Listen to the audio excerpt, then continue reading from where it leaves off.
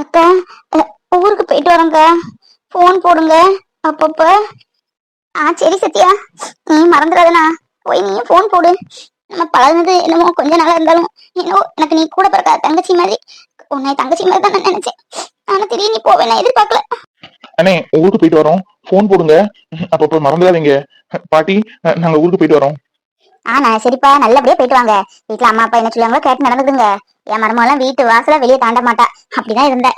எப்போ சத்யா வந்தாலோ அதுல இருந்து 2 பேரும் ஒரு அக்கா தங்கச்சி மாதிரி. நானும் தைரியமா வேலைக்கு போயிருவேன். முன்னாடிலாம் ஒரு மாதிரி இருக்கும், வீடு அடைச்சிட்டு இடின்னு சொல்லுவேன். இப்ப அப்படி இல்ல, சத்யா இருக்கல்ல, அங்க போய் வேணா இடி. அவளும் இங்க வந்து இருப்பா, பேசிட்டு இருப்பா. அதான் அவளுக்கும் மனசு கஷ்டமா இருக்கு. என்ன சந்தோஷ், உங்களுக்கு இங்க இவ்வளவு தோட்டம் துறவு ஃபேக்டரி எல்லாம் இருக்கப்போ நீங்க ஏன் இன்னொரு இடத்துல வேலைக்கு சேர்ந்தீங்க? அதை ஏன்பா கேக்குற?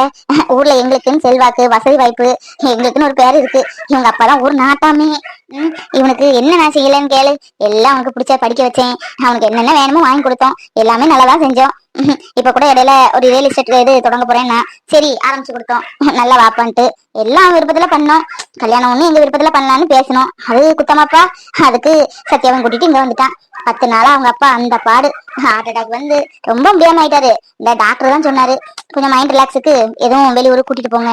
அப்படிதான் அஸ்வின் தம்பிக்கு ஃபேக்டரி பார்த்துட்டு போலாமே, கொடைக்கானல் சுத்தி பார்த்த மாதிரி இருக்குமே அப்படின்னு வந்தோம். பரவாயில்ல, வந்ததுக்கே மகன் கிடைச்சிட்டான். ரொம்ப சந்தோஷமா இருக்கு தம்பி. அப்படியா? ஓ, விரும்பி வந்துட்டாரோ? அதான் நானும் பார்த்தேன்.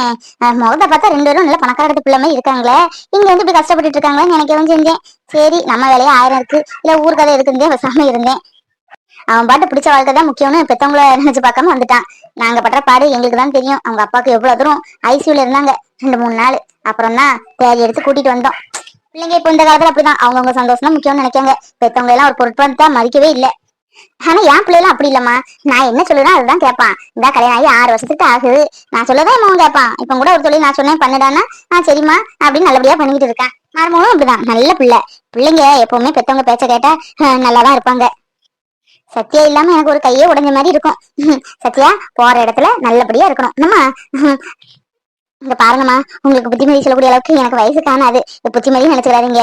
பாவம் ஏதோ சின்ன வயசு ஆசைப்பட்டு கல்யாணம் பண்ணிட்டு வந்துட்டாங்க. எதையும் மனசுல வச்சுக்காதீங்க. சத்தியம் ரொம்ப தங்கமான பிள்ளை, நல்ல பிள்ளை. அவளை மாதிரி எனக்கு ஒரு தங்கச்சி இல்லையே, நான் எவ்வளவோ நாள் வருத்தப்பட்டிருக்கேன். நீங்க எதுவும் கோவப்படாம ஏதாவது தப்பு பண்ணாலும் மன்னிச்சு அட்ஜஸ்ட் பண்ணி போய்க்கோங்கம்மா. உங்க குடும்ப பழக்க வழக்கங்கள்லாம் சொல்லி கொடுங்க. சத்தியா கத்துக்கிடுவா. என்னம்மா, என்ன பார்த்தா கொடுமை கறியாட்டம் உனக்கு தெரியுதா? அப்படிலாம் இல்ல, என் உருவம் தான் அப்படியே தவிர என் மனசெல்லாம் அப்படி கிடையாது. எனக்கும் ஒரு பொம்பளை பிள்ளை இருக்காமா. பொம்பளை பிள்ளை பெறாதவ இல்லைனா எல்லாம் எனக்கும் புரியும். என் வீட்டுக்கு வரக்கூடிய பிள்ளை என் மகான் தான் நான் நினைச்சிட்டு இருக்கேன் இன்ன வரை. சத்யா கொஞ்சம் பயந்த சுபாவம் வேற, ஏதாவது லேசா சொன்னாலே பயந்துருவா. இப்பதான் அன்னைக்கு ஒரு நாள் கையில தொடத்துக்கு போயிருந்தோம். அங்க புலி வருதுதான் சொன்னேன், இம்மா பயந்து மயங்கியே விழுந்துட்டா. அந்த மாதிரி. அதனால பாத்துக்கோங்கம்மா, திரும்ப திரும்ப சொல்லி நினைச்சுடாதீங்க. விடுதாதா, அதெல்லாம் அவங்க பாத்துக்க மாட்டாங்க. அவங்க மருமகா நல்லா பாத்துக்குவாங்க. சரிங்கம்மா, இவ்வளவு நாள் என் மகனையும் மருமகனையும் பாத்துட்டு இருக்கீங்க, ரொம்ப நன்றிம்மா. வாங்க ஒரு நாள் நாகர்கோவில் பக்கம் வந்தா. சரிங்கம்மா, கண்டிப்பா வேலை விஷயமா நான் வந்தா கண்டிப்பா எல்லாரும் ஒரு தடவை வாரோம். சரி சந்தோஷ், கிளம்பலாமா? 5 மணிக்கு ட்ரெயின் பாத்துடுங்க. இப்பவுமே கிளம்புனா சரியா இருக்கும். சரிங்கண்ணே, போயிட்டு வரேன். அம்மா போயிட்டு வரேன். அண்ணா போயிட்டு வரேண்ணா. போயிட்டு வரேன் ஆண்டி. சத்யா, இந்த அக்காவை மறந்துடாதண்ணா. எந்த விசேஷம் எனக்கு போன் போட்டு சொல்லணும். நான் வரணும் வரலையோ என் ஆசீர்வாதம் உனக்கு எப்போ இருக்கும். நான் மறந்துடா சத்யா. அது எப்படிக்கா நான் உங்களை மறப்பேன்? நீங்க என் கூட பிறந்த அக்கா மாதிரி நினைச்சிட்டு இருக்கேன். அழாதீங்கக்கா, அழாதீங்க. நம்ம இவ்வளவு சீக்கிரம் காலம் பிரிக்கும்னு நான் நினைக்கவே இல்லை. நான் போன் கண்டிப்பா போடுவேன்க்கா. டெய்லி வீடியோ கால் போடுவேன், பேசலாம். இங்க எப்படி இருக்குமோ அதே மாதிரிதான் என்னக்கா. என்ன ஒண்ணு கிட்ட இருந்து பார்க்க முடியாது, போன்ல பேச முடியும், அவ்வளவுதான். ராதா, அழாத. வெளியூர் பயணம் போறாங்க, அழுத வழி அனுப்புவாங்க. கண்ணத்தோட. சரிம்மா, நல்லபடியா போயிட்டு வாங்க.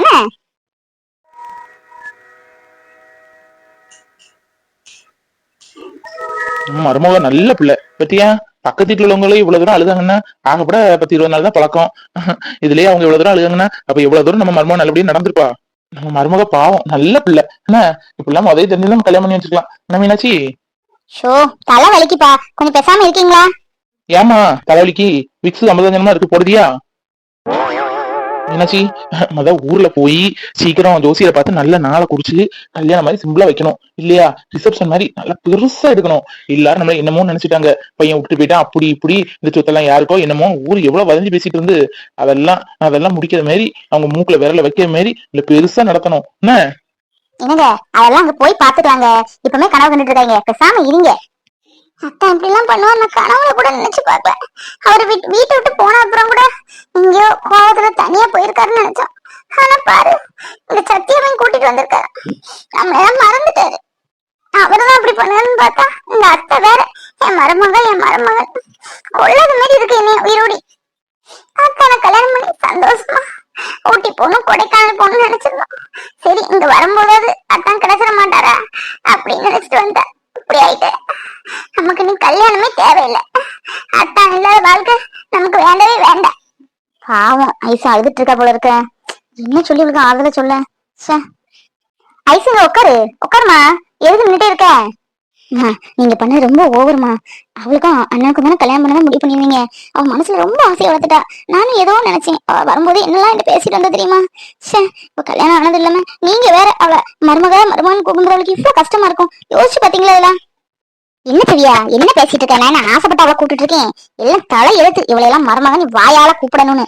என்ன செய்ய உன் அண்ணன் செஞ்ச வேலை இதெல்லாம். நான் மட்டும் மருமகன் கூப்பிடலன்னு வையன், அவங்க வந்திருக்கவே மாட்டா.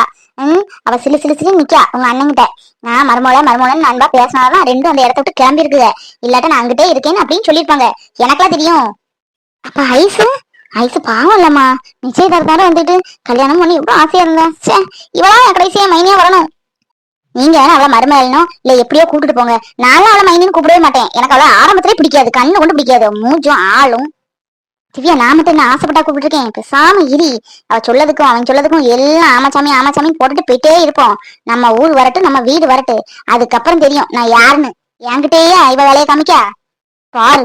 ஊர்ல போய் ஒவ்வொரு வியாக்காரங்களா வராண்டான்னு சொல்லி பூரா வேலையும் இவளை பார்க்க வச்சு போதும் சாமி என்ன விட்டுருப்பான்னு வீட்டை பார்த்து ஓட வைக்கல. நான் மீனாட்சி இல்ல. ஆமா அப்ப உங்களுக்கு இவ்வளவு பிடிக்கலையா? இப்ப சந்தோஷமா இருக்கு. என்னவோ அவளை ஏத்துக்கிட்டேன்னு நினைச்சேன். அப்பா பாரு திவ்யா, வரவெல்லாம் என் மருமகள் ஆயிட முடியாது. என் வீட்டுக்கு மருமகன் நான் பார்த்து வைக்கிறதா மருமக. இவன் கூட்டிட்டு வரவெல்லாம் மருமகள் ஆயிடுவாள் என்ன? நீ வேணா பாரு. இன்னும் 3 மாசத்துல இவளை வீட்டை விட்டு விரட்டிக்கிட்டு ஐசுக்கும் சந்தோஷம் கல்யாணம் பண்ணி வைக்கல. அப்புறம் நீ பாரு. அப்புறம் என்னன்னு கேளு. ஐசு ஏன் வருத்தப்பட்டு இப்படி நிக்க? போ அத்தாண்ட போய் என்ன எதுவும் கேளு. வருத்தப்பட்ட எதுவும் நடக்காது. சரியா? பொறு. எல்லாம் நமக்கு சாயமா மாறக்கூடிய நேரம் வரும். அட போ ஐசு. அத்தா என்ன எதுவும் கேளு. போ பேசிட்டு உனக்கும் நேரம் போகும்ல. ஆமா அவெல்லாம் மருமகன் வாயால கூப்பிடுங்க. இப்ப நான் அத்தனை பேசணும்னா பேசாம இருந்தா என்ன? போங்கத்த. ஐசு இங்க பாரு அத்தைய. என்னத்த சொல்லுங்க. அவர் போனது கூட எனக்கு வருத்தமா தெரியல. என் முன்னாடி மருமகன் கூப்பிடுங்களே, அதான் என்னால ஜீரணிக்கவே முடியல. அட என்ன ஐசு ஒவ்வொரு நாளும் அந்த அத்தை கூட இருக்க, என்னை பத்தி உனக்கு தெரியல. இப்போ அவங்க சொல்லலாம் சரின்னு போயிட்டே தான் இருக்கணும். நீ வேணா பாரு. இன்னும் 3 மாசத்துல அவளை வீட்டை விட்டு அடிச்சு பத்திக்கிட்டு உனக்கும் அத்தானும் கல்யாணம் பண்ணி வைக்கேன். சரியா? அதுக்கு அப்படி நீ மூஞ்சி தூக்கி வச்சுட்டு இருந்தேனையே எதுவும் நடக்காது. நீ எப்பவும் போல சகஜமா உங்க அத்தான போய் பேசு. அத்தானுக்கு கல்யாணம் பண்ணி வைப்பீங்களா?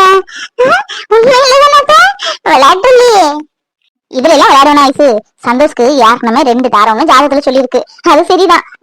நான் கூட உங்க கல்யாணம் பேச்சு எடுத்துட்டு இருக்காம ஏதாவது ஒரு பரிகாரம் பண்ணிட்டு அதுக்கப்புறம் கல்யாணம் பண்ணலாம் அப்படின்னு நினைச்சிட்டு இருந்தேன். பாரு கடவுளே நமக்கு பரிகாரம் பண்ண வேண்டாம் அப்படின்னு வழிய விட்டுட்டாரு. உண்மையாக்கா? அப்படியா? அப்ப எனக்கும் அத்தானும் கல்யாணம் பண்ணி வைப்பீங்களா? கண்டிப்பாமா அத்தை உனக்கு கண்டிப்பா கல்யாணம் பண்ணி வைப்பேன். போ அத்தாண்ட என்ன பேசிக்கிட்டே இரு. ஊருக்கு போறோமே அம்மா அப்பா மோத நம்ம எப்படி முழிக்க? கேவலம் இல்ல. அம்மா நம்மகிட்ட பேச கூட மாட்டாங்க. நமக்கு தெரியாதா நம்ம அம்மாவை பத்தி? ஐயோ யாழ்னியக்கெல்லாம் என்னைய திட்ட போறா. ஏற்கனவே நமக்கு எவ்வளவோ புத்திமதி சொன்னா. கடவுளே நான் எப்படி எல்லாத்தையும் சமாளிக்க போறேன்? இப்படிலாம் நடக்கணும் கொஞ்சம் கூட எதிர்பார்க்கவே இல்லை. இந்த சந்தோஷ் கடைசி நேரத்துல மனசு மாறிட்டார. என்னெல்லாம் சொன்னாரு. நல்ல நிலைமையில வந்ததுக்கு அப்புறம் நம்ம ஊர் பக்கமே போகணும். இன்னும் இல்ல ஊருக்கு கூட நம்ம போக வேண்டாம். உனக்கு நான் எனக்கு நீ இப்படியே கடைசி வரை இருந்துருவோம் அப்படிலாம் பேசினாரு. இப்போ அவங்க அம்மா அப்பா பார்த்தானா ஈன்னு பல்ல இழிச்சிட்டு உடனே கிளம்பிட்டாரு. போக மாட்டேன் நான் வரலம்மா நான் இங்கேயே இருக்கேன், கொஞ்ச நாள் கழிச்சு வரேன் அப்படின்னு ஒரு பேச்சு கூட சொல்லலையே. அவங்க சொன்ன உடனே கிளம்பிட்டாங்க. ஆம்பளைங்களே இப்படிதான் போல. சத்யா கோவப்படாத சத்யா. நான் என்ன பண்ண சொல்லு ப்ளீஸ் சத்யா. நம்ம வாழ்க்கையில என்னெல்லாமோ நினைச்சோம், என்னெல்லாமோ நடந்துட்டு இருக்கு. எல்லாம் நல்லதாவே நடக்கும்னு நம்புவோம். ப்ளீஸ் சத்யா கோவப்படாத என் மேல. சத்யா, இதுவும் கடந்து போகும்னு சொன்ன மாதிரி எங்க அம்மா அப்பாவே மனசு மாதிரி நம்ம ஏத்துக்கிட்டாங்க. கண்டிப்பா உங்க வீட்லயும் நம்ம ஏத்துப்பாங்க. நம்ம கண்டிப்பா ஊருக்கு போயிட்டு நல்லா உங்க வீட்டுக்கு போவோம். போய் அவங்ககிட்ட பேசுவோம். அவங்க கால்ல நான் விடுறேன் சத்யா. பேசாம போயிருங்க. நான் இருக்க கோபத்திலயும் டென்ஷன்ல என்ன சொல்லுன்னு எனக்கே தெரியாது. சொல்லிட்டேன். வரும்போது ஒரு பேச்சு, இப்போ ஒரு பேச்சு. நீ ஊர்ல போய் என்ன பேச போறீங்களோ எனக்கே தெரியல. பேசாம போங்க சந்தோஷ். உங்களை என்னவோ நினைச்சேன். நீங்க அப்பெல்லாம் இல்ல. எல்லாரையும் மாதிரிதான் நீங்களும் சகஜமான ஆம்பளைதான். என்கிட்ட என்னெல்லாம் சொன்னீங்க. நான் அங்க இருந்து நான் வரமாட்டேன், வேண்டாம் சந்தோஷம் எவ்வளவோ சொன்னேன்னா. வீட்டுல நம்ம பேசி பார்ப்போம், ஒரு வருஷம் கூட டைம் கேட்போம், இல்ல வேற ஏதாவது ரூட்ல கூட நம்ம பார்க்கலாம் அப்படின்னு என்னெல்லாம் சொன்னேன். நீங்க ஏதாவது என் பேச்ச கேட்டீங்களா? இல்ல, நான் இருக்கேன், நான் அப்படி செஞ்சிருவேன், இப்படி செஞ்சிருவேன், நம்ம யாரு வேண்டாம், உனக்கு நீ எனக்குன்னா அப்படி என்னென்ன படத்துல உள்ள டைலாக்லாம் பேசுனீங்க. இவ்வளவுதானா உங்களோட இது? உங்க அம்மா அப்பாவை பார்த்து நான் அப்படியே மனசு மாறிட்டீங்களே. ஒரு பேச்சு கூட நான் வரல அப்படின்னு சொல்ல தோணுச்சா உங்களுக்கு? சத்யா சத்யா ப்ளீஸ் சத்யா, கோவப்படாத. கோவமா சத்தம் போட்டு பேசாத. அம்மா அப்பா எல்லாம் நம்ம தான் பாத்துட்டு இருக்காங்க. என்ன திட்டதா இருந்தா கூட சிரிச்சுட்டே திட்டு, நான் வாங்கிக்கிறேன். அவங்க நம்மளே தான் அங்க இருந்து பாத்துட்டு இருக்காங்க. ப்ளீஸ் சத்யா. ஓஹோ, இந்த கர்மம் வேறையா? இன்னும் உங்ககிட்ட ஃப்ரீயா கூட நான் பேச முடியாது போல இருக்க. எது பேசினாலும் அம்மா இருக்காங்க, அப்பா இருப்பாங்க, தங்கச்சி இருக்காங்க, ஆட்டுக்குட்டி இருக்குன்னு சொல்லிட்டே இருப்பீங்க போல இருக்க. சாரி சத்யா, நான் உங்ககிட்ட சொல்லாம இல்ல சத்யா. அம்மாட்ட சொல்லல, அப்பாட்ட சொல்லதான் செஞ்சேன். அப்பாதான் இல்ல வேண்டாம் வந்துருப்பா, நாங்க பாத்துக்கிறோம் அப்படின்னு சொன்னாரு. அதை மீறி நான் என்ன செய்ய முடியும், என்ன சொல்ல முடியும்? நீயே சொல்லு. நான் பண்ண தப்புன்னு எனக்கு புரியுது. நீங்க பண்ணது தப்பா இப்பதான் உங்களுக்கு புரியுதா? ம், பேசாம போயிருங்க சந்தோஷ். எனக்கு கோவத்தை கிளப்பாதீங்க. நானே எங்க அம்மா அப்பா முதல்ல எப்படி முழிக்க என்னென்ன சொல்லுவாங்க பாவம். அவங்க என்ன சுச்சுவேஷன்ல இருக்காங்கன்னு கூட எனக்கு தெரியல. அன்னைக்கு போன் பண்ணி பேசுறீங்க சொன்னதுக்கு என்ன பேச்சு பேசுனீங்க. வேண்டாம், இப்ப பேசினா நம்பர் தெரிஞ்சிடும், எங்க வீட்டுல இருந்து எல்லாரும் வந்துருவாங்க, உங்க வீட்டுல இருந்து எல்லாரும் வந்துருவாங்க, ஆனா பூனைச்சேன்னு எவ்வளவு இது பேசுனீங்க. உங்க வீட்டுல இருந்து வந்தோன்னா இந்த ஈன்னு பல்ல காமிச்சு வந்துட்டீங்க. இதே இது எங்க வீட்டுல யாராவது முத பார்த்து வா அம்மா நம்ம ஊருக்கு போவோம்னு சொல்லி நான் உங்கள்ட்ட இதே விஷயத்த பேசியிருந்தா நீங்க என்ன ஆட்டம் என்ன ஆடி இருப்பீங்க? கூட வந்திருப்பீங்களா என்ன? சொல்லுங்க சந்தோஷ். சத்யா சத்யா, நான் பண்ணது தப்புதான் சத்யா. எனக்கு வேற வழி தெரியல. ஒய்ஃபா அம்மா அப்பாவா எனக்கு முடிவெடுக்க தெரியல. ரெண்டு பேரும் எனக்கு வேணும் சத்யா. அதான். என்ன அத்தான ரொம்ப உருட்டி மட்டி வைக்க போல இருக்கு.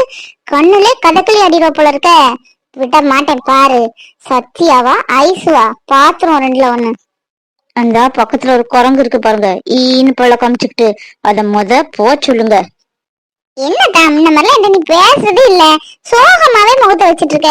எப்பவும் போல ஜாலியா பேசுதான். நம்ம தான் இப்ப மீட் பண்ணிட்டோம்ல. நம்ம கூட இருக்கும்போது எப்பவும் நீ சந்தோஷமா தான் இருக்கணும். அதான் நாளைக்கு நம்ம ரெண்டும் ஷாப்பிங் ஏன் போக மாட்டா? ஐயோ, இவ வேற நேரம் கூட ஷாப்பிங் போகுமான்னு கேட்கல. ஷோ, நான் செத்தடா நீ. இங்க பாருங்க, மரியாதை அவளை எந்திரிச்சு போ சொல்லுங்க. அங்க போய் இவ பெருத்தால லாந்துனீங்கன்னு பார்த்தேன். அதுக்கப்புறம் தெரியும் இந்த சத்யா யாருன்னு. என்ன ஈன்னு பல்ல காமிச்சிட்டு இருக்கீங்க? டென்ஷனை கலப்பாதீங்க சந்தோஷ். நானே மண்டை காஞ்சி போய் உட்காந்துருக்கேன். ஒழுங்கா அவளை போ சொல்லுங்க. சரி ஐசு, ஷாப்பிங் தானே, நாளைக்கு வீட்டுல போய் பாக்கலாம். சரியா? நீ போ, நான் வர்றேன். அம்மாட்ட தண்ணி இருக்க, கொஞ்சம் வாங்கிட்டு வரியா? தண்ணி தான் எடுக்குது. என்னப்பா தண்ணி பாட்டிலா? தண்ணி பாட்டில் என்ன, ஜூஸே வாங்கி தரேன் வா. இல்ல ஐசு, ரொம்ப தாகமா இருக்கு, தண்ணி மட்டும் போதும். தண்ணி வாங்கிட்டு வாயேன். இல்ல இல்ல வேண்டாம், அங்க இடி, நான் இப்ப வர்றேன். அக்கா நம்மகிட்ட தண்ணி கொண்டு வர சொல்லிட்டாரு. அவ இருக்கீங்களே, இதே நமக்கு முதல் வெற்றி. சத்யா, நீ நினைக்க மாதிரி இல்ல. அம்மா நல்லாவே மனசு மாறிட்டாங்க. எங்க அம்மா பத்தி எனக்கு தெரியும். நம்மள நல்லா பாத்துப்பாங்க. கவலையே படாத, எதுக்கும் பயப்படாத, நான் இருக்கேன். நம்ம இங்க எப்படி இருக்கோமோ அதே மாதிரிதான் அங்கேயும். சரியா? என்ன அம்மா அப்பா கூட இருக்க போறோம், அவ்வளவுதான். நீ பயப்படாத. உங்க வீட்டுல எப்படி யார வச்சு பேசினா அவங்க பேசுவாங்களோ அந்த அளவுக்கு நான் பேசிட்டு எல்லாம் சரி பண்ணி தரேன். நம்ம ரெண்டு வீட்டு சம்மத்தோடி நம்ம ரிசப்ஷன் இல்ல கல்யாணம் நடக்கும். சரியா? கோவப்படாத. ஆமா, எல்லாத்தையும் பார்க்க தானே போறேன். எனக்கு ஒண்ணு இது சரியா படல. என்ன நடக்க போதோ கடவுளுக்கு தான் வெளிச்சம்.